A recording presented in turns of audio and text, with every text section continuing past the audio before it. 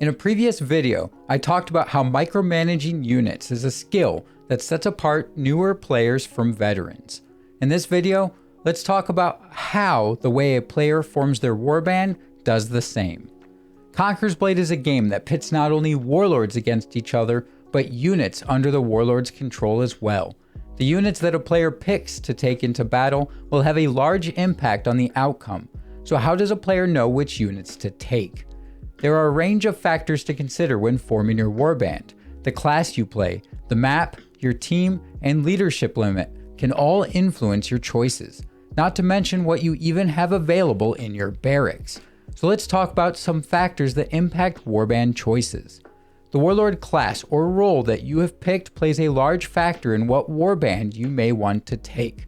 For example, if you have elected to play a longsword, fighting on the front lines defending a point, it can be difficult under those circumstances to keep an eye on or manage archers that are in the back lines. The same can be said for someone playing bow. They specialize in playing further back, picking off enemy warlords or units, so it can be difficult for them to manage a unit that is attacking a point in melee. While neither of these examples by any means are rules, both classes can run whatever units they want. They showcase how classes and units interact. It is easier for close quarters classes to use close quarters units, and ranged classes to use similar ranged units. It helps to use units that fit and enhance the playstyle that you want to use for your class. The map and with this game mode have a dominating impact over your warband. As you play, you will start to learn certain maps which can influence your choices. Certain maps have supply points that you can camp archers on or falconetti. This may bias you towards running more ranged units. Other maps may be very open, making cavalry even more viable. As you are playing maps, look around and see where you can position and where your opponents are positioned. Over time, you will figure out what units can utilize those positions, and that should influence your warband. To help with this, I would like to start a series covering maps one by one, giving strategy and positioning tips for each.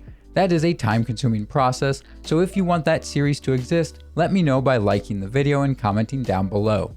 As for this topic, I also said that game mode is part of it.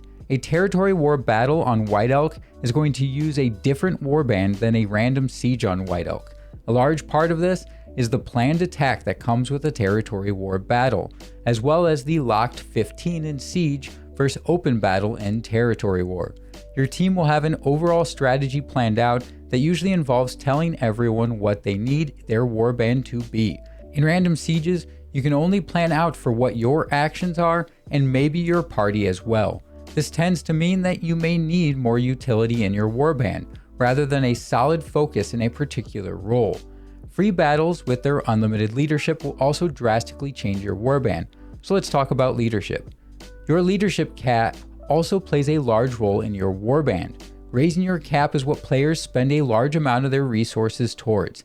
Typically, this is done through crafting. I have a video covering that link below. Leadership will force you to determine which units or roles you will have to prioritize over others. Do you want your shield wall unit to be a heroic era or archer? Better pike unit or better cavalry? It's a never-ending balance game that fuels players' love or hatred over certain units.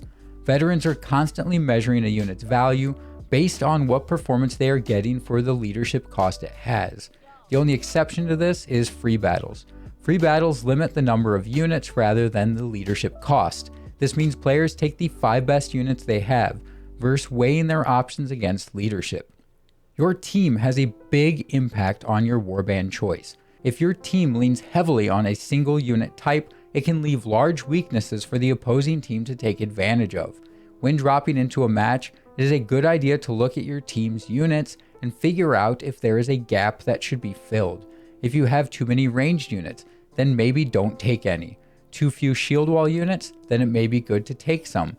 Trying to adjust your warband to work better with your team can help lead to a victory. With that being said, in a standard matchmaking siege, you will find this is often not done. As you can see, there is a multitude of factors that impact a warband choice. In the end, you will learn that there are a few units that you enjoy and perform better with. These will then tend to fill out your warband. To help even more, I will be putting out a video that walks through my warbands and why I have them set the way they are. So subscribe to see that video when it comes out. For now, keep in mind that a unit should be an extension of your warlord and playstyle. So grab shock troops if you enjoy flanking, shield walls to hold out the front line, ranged units to help you snipe enemy warlords, and cavalry to plow over enemy units. Whatever you are doing, support it with an excellent unit. I hope this video gave you some insight. Feel free to drop into the Discord or a Twitch stream over on my Twitch channel to ask questions about picking your warbands. With that, until next time, I'll see you on the battlefield.